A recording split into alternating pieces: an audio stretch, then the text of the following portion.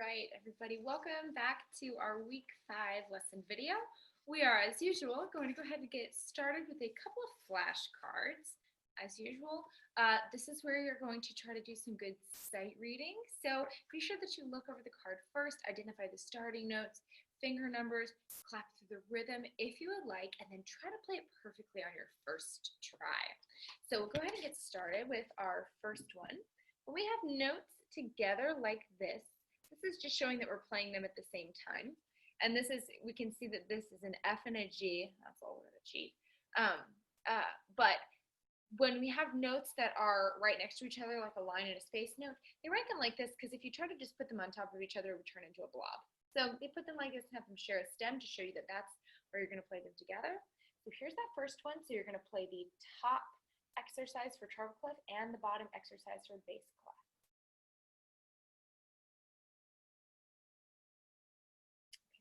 First one, here's number 2, and we can see a couple more of those ones that are together there, so go ahead and pause the video and play the first one and the second one, treble and bass.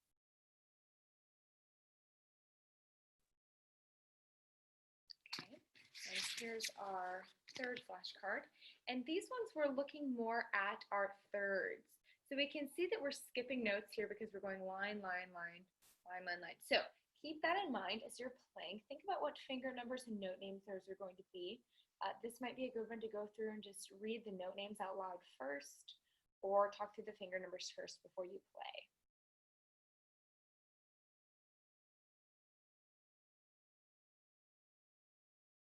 And here is the last one. And this one's the same, mostly looking at skips or thirds.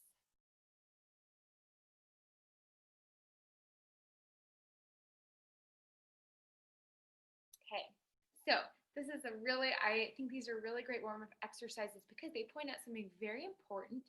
Whenever we see an exercise like this where we have all line notes, or down here all space notes, that should immediately tell us that we're doing thirds, also known as skips, where we're playing one note, skipping a note, and then going to the next one, because our pattern is line, space, line, space, line, space, line, space. So if we have the same type over and over again, that tells us that we have to be skipping notes. We can't be playing notes that are neighbors because that would not match our pattern. So hope you are enjoying working on those flashcards, and let's go ahead and jump right into our book and take a look at Shining Stars on page 44. So in this one, we are introducing our bass clef note G into our playing repertoire. So for this one, also notice the way that slurs look when they go between hands. So we've got this shape here showing that this is all one line. So I'm not going to play right, right, right, gap, left, left, left. It's going to be all one smooth phrase for each. Also notice again over here we have these notes played together. We can see how that looks. And at the very bottom line of the last page, go ahead and circle. It's very small right there. You're going to play both hands up one octave. So sometimes if it just says that octave sign over the notes, it will mean that we just bring right hand up one octave, because we know if we put the octave sign under the left hand, it means we go down. But in this case, it's saying that we're going to bring both hands up and then both hands up again. So the last line is going to go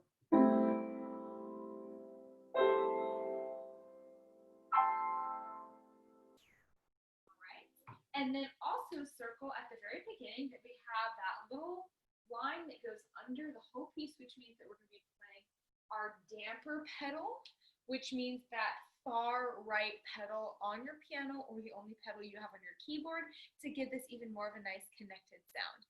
A good strategy is the first time you practice, don't use the damper pedal, because it extends all of our notes, including if we make mistakes. So it can be really good to just practice it a couple of times and then add your damper pedal in later. So that way you make sure that you're only giving that nice, full, rich tone to the notes that we want to have that beautiful, full, rich tone. So let's go ahead and try this one through. And I'm going to say my finger numbers out loud for this first time. Your hand position is going to have your right hand thumb on C and your left hand thumb on B. So thumbs are going to be next to each other, right hand thumb C, left hand thumb B. And count us in, and we'll play this saying our finger numbers. 1, 2, ready, go. 3, 2, 1, 2, 3. 3, 3, 2, 1, 2, 3, and hold the next page. 3, 2, 1, 2, 3, 3, 3, 2, 1, 2, 3. Play together, 2, 3 together, 1, 3 together, 1, 3 together, left together, together, and right, and 3, 2, 1, 2, 3, 3, 2, 2, 1, 2, 3, 4, and 1, 2, 3, lift, 1, 2, 3, lift, 1, note our tie, so we're going to keep holding, 1, 2, 3, 4. Beautiful job. So go ahead and practice that through another couple of times. You can play it again, saying the finger numbers out loud, the counts out loud, or the note names out loud, and then we'll join back to play the teacher part.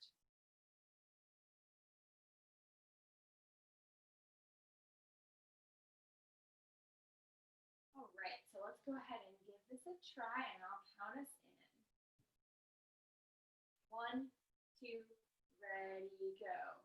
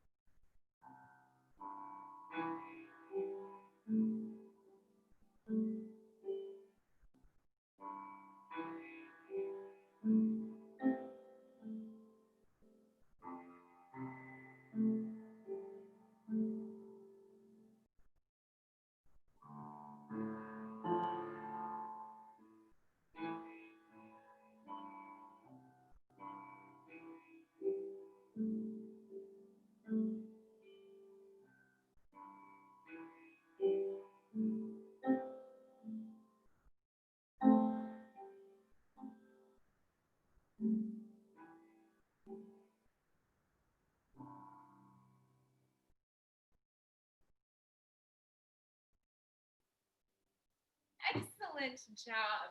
So the next thing that you can do to add a little bit to this piece for your learning is to point out, find and circle some broken seconds, some blocked seconds, and then some blocked thirds. So remember, broken means an interval where we're playing one note and then the next note. So anytime we're playing anything, we're playing intervals. So even if you just play a few notes, those are going to be the broken intervals. And then the blocked is when we play them together, and then some blocked thirds. So go ahead and try circling a few of those throughout this piece and see where you can find them. And once you've done that, we'll go ahead and look over at Roman trumpets. So they're introducing to us here our bass clef note F to our playing repertoire. This is, again, a really easy one because it goes right through that line of between the dots on our bass clef. Our bass clef is secretly an F clef anyways. So it's very, very helpful. So our hand position for this one is going to be, once again, our thumbs will be sharing C. It's a little bit uncomfortable, but especially if you're sitting too close. So make sure that you scoot back far enough that having the thumbs on that key together is a little bit more comfortable. And then go through, and also, before you start on this piece, note the A, B, A sections of this piece. So go through and look for which lines are identical or similar or contrasting. And you'll realize, in this case, this piece is actually a lot shorter than it looks, because we really only have a few lines of music that are actually different from each other. So let's go ahead and practice as well. Can we playing the left hand part at the very beginning here? So we're just going to be playing our finger 1 and our finger 5 together with a nice accent. What you don't want to do is play it like this, where you have your other fingers up. That's very uncomfortable. Just relax them and think about pressing into the fingertips of 1 and 5. But not this. That's a lot of tension and will not be good in the very long term. So you can practice that through a few times until you feel like you've got the technique of that a little bit comfortable. And then we'll go ahead and try this one through. We're going to say the counts of so we're going to count our rhythm out loud as we practice this the first time. And we'll take it at a nice slow pace to start with. You'll also notice that there's pedal markings at the beginning of several of the lines, and I would just leave that out for the first time that we practice. 1, 2, ready, go. 1, 2, 3, 4. 1, 2, 3, 4, 5. Or 1, 2, 3, 4. 1, 2, 3, 4. 1, 2, 3, 4. 1, 2, 3, 4, 5. 4, 1, 2, 3. I want to say finger number 2. 1, 2, 3, 4. 1, 2, 3, 4. 1, 2, 3, 4. 1, 2, 3, 4. 1, 2, 3, 4. 1, 2, 3, 4. 1, 2, 3, 4. 1, 2, 3, 4. 1, 2, jump, 3, 4. Excellent job. So clearly I wanted to mix counting finger numbers and the rhythms at the same time. So go ahead and practice this through a few more times, saying the count, saying the finger numbers, saying the note names as you need to, and then we'll come back for the teacher duet. So this one is going to be a little bit different because you're actually going to play low on the piano.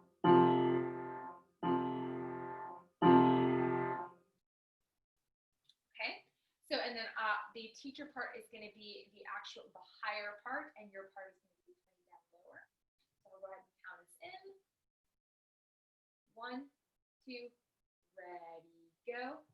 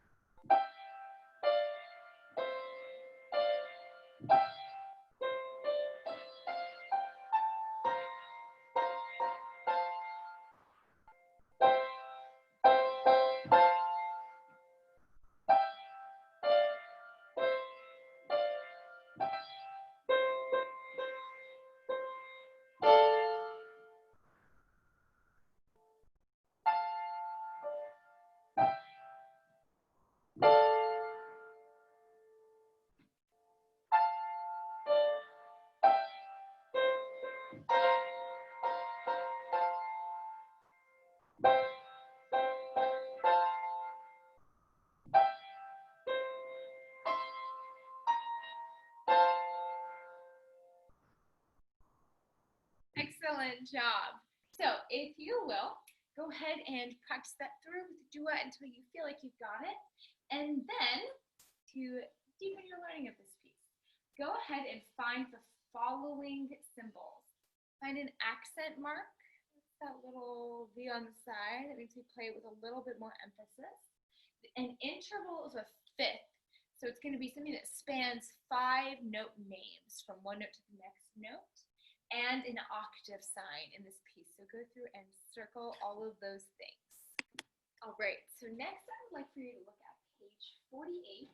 And we have study in seconds for right hand and study in seconds for left hand. So you're going to practice playing these exercises, starting with your right hand one. You can see that we have this pattern. We start with finger 1.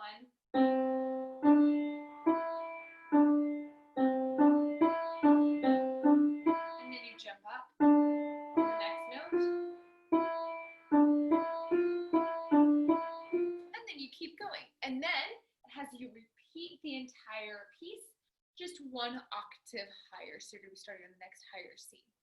For this one, we're practicing playing with that nice legato sound and also keeping very firm fingertips. You can also practice playing this one starting on different notes. So that would be a great transposition exercise, and try playing this in a variety of tempos. So play it through very slowly and see how it feels to play with a legato sound when you're playing quite slowly, or playing much more quickly, but make sure that you're keeping it very steady. And then you're going to do the exact same thing for the study in seconds for left hand. So practice playing it through as written, try starting on a variety of notes, and try it in a variety of tempos. So go ahead and work through that. And then we will turn over to page 49, which we will skip, and that'll be in your worksheets this week. And then we'll also take a look at warm up in thirds, also known as skips, on page 50. So as we were talking about earlier, the key identifier for looking at skips or thirds is that we're going to have line to line or space to space. Whether it's going up or down, it's going to be going to the exact same one. And then this one for right hand is showing us, so we're going to start in the very beginning with our thumb on E, and we'll count us into this one. We start with a broken and then a blocked third. 1, 2, right hand, go. 1, 3, 1, blocked, 2, 3, 4.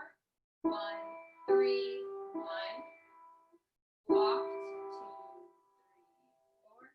1, 3, 1, blocked, 2, 3, 4.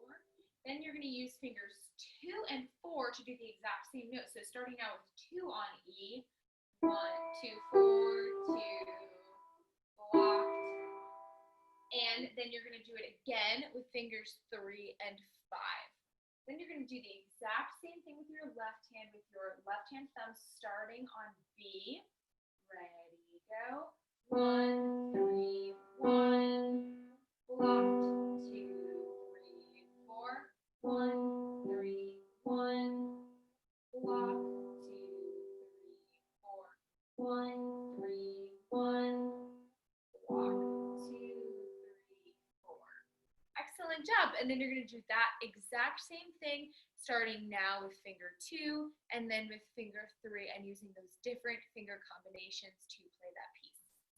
So we're going to now look over at Camp Town Races, probably a pretty familiar tune. And can you go ahead and identify what are these starting notes that we have for each hand? So you're going to look at the first note for each hand and identify what that is. Give you a minute to think about it. So the starting note that we have for our left hand is a C. The starting note we have for our right hand is a D.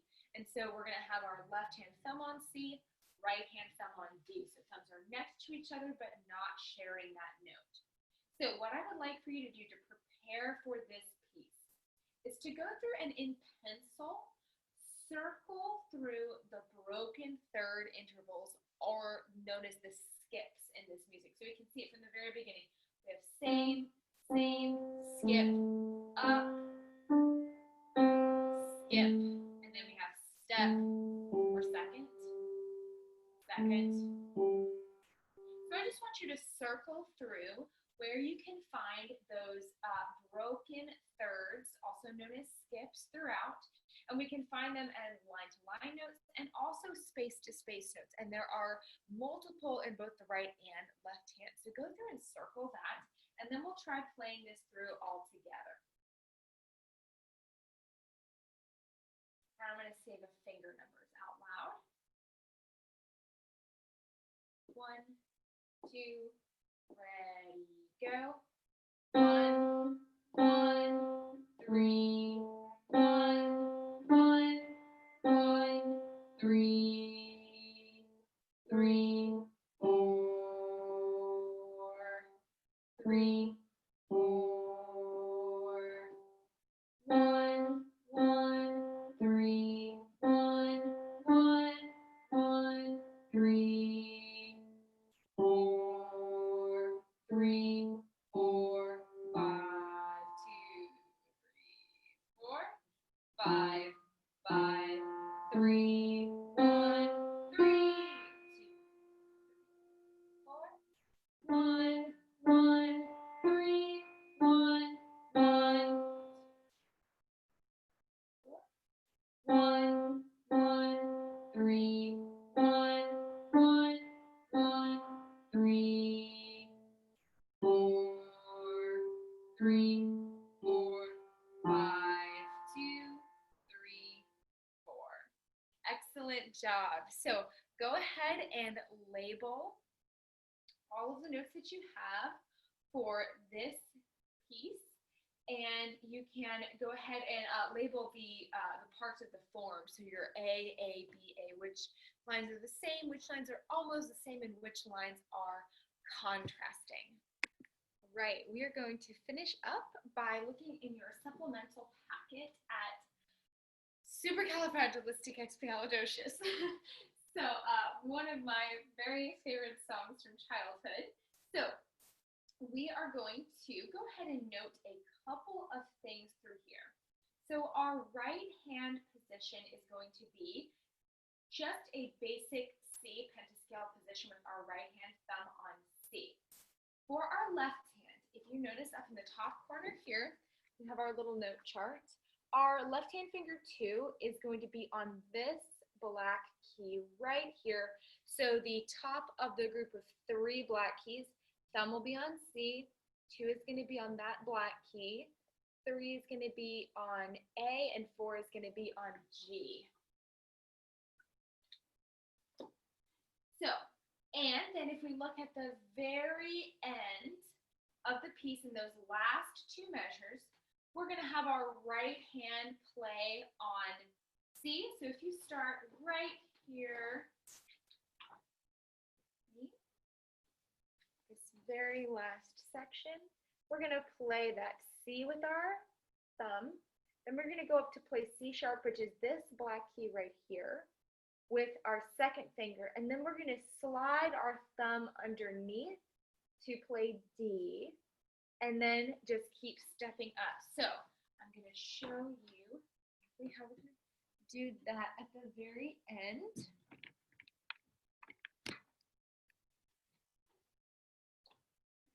So if we're starting right there, we're going to bring our thumb on C, then finger 2 on C sharp, and then thumb under to D, and then E, F, F. I'm going to show that again from a little bit of a different angle. So thumb on C, and then finger 2 on C sharp, which is this black key right here. And then thumb goes under to go D, E, F, F. So hopefully that makes sense. Okay, so now that we have those few little spots worked out, let's go ahead and try playing this one from the very beginning. Now we've got that hand position. Thumbs in. 1, 2, ready, go. 3, 1, 1, 1, 2, 1,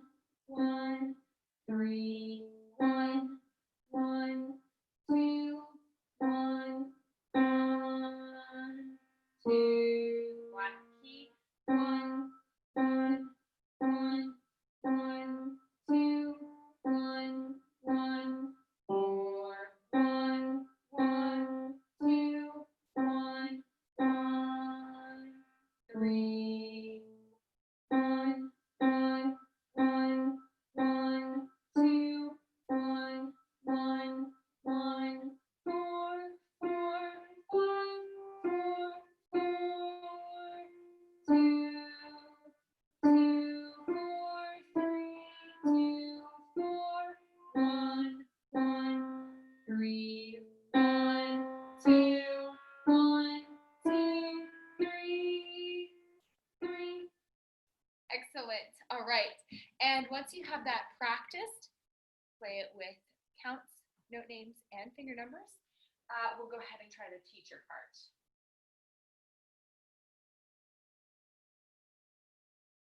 1, 2, 3, 4. 1, 2, ready, go.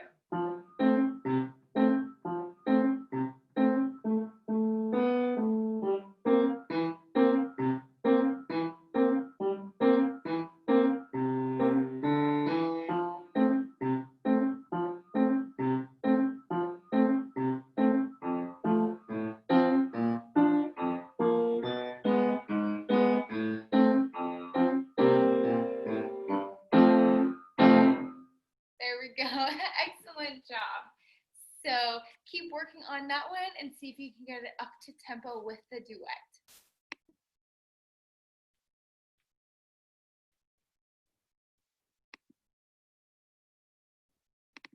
Right, so your practice assignment, as usual, is just to work through all the pages that we talked to today.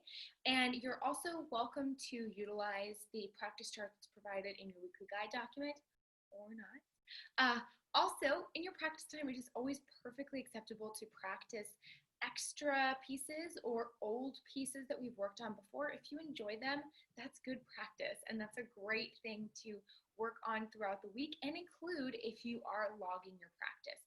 Also, being creative and making up songs or trying to play along with the song that you know is an excellent way to treat yourself for a great practice session.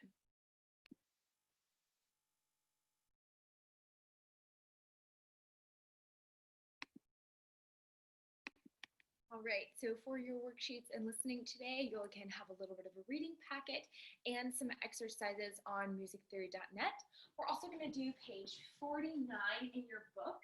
And if you see at the very top, you're just going to be naming the intervals that you see in these different patterns. It's going to give you 3 options, and you're going to select which one is correct.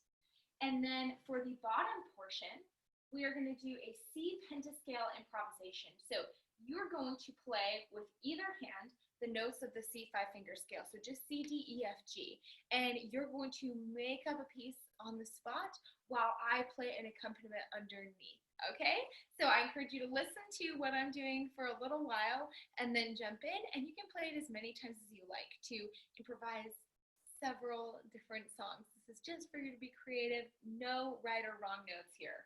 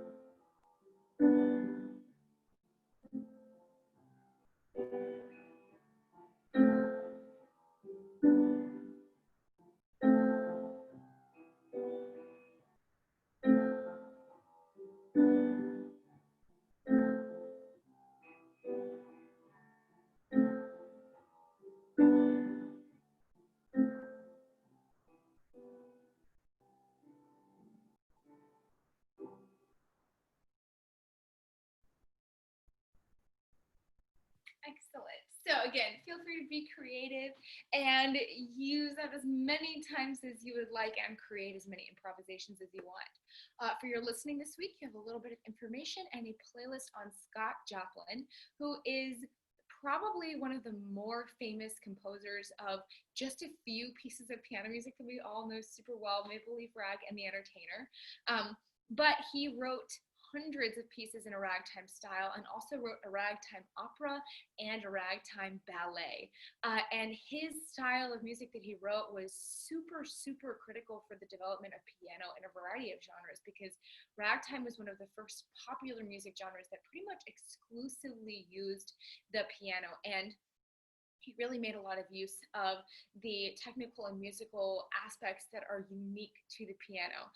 His music is also significantly harder than it sounds, so I encourage you to look at the sheet music for some pieces like Maple Leaf Rag or The Entertainer, and hopefully you'll also discover some new pieces of his that you might enjoy. So as always, listen to the traits of ragtime. I would encourage you to look up a definition of what ragtime music is and how it's different from maybe other musical styles at the time. And then choose which of the pieces of your favorite and why, and explore some more music.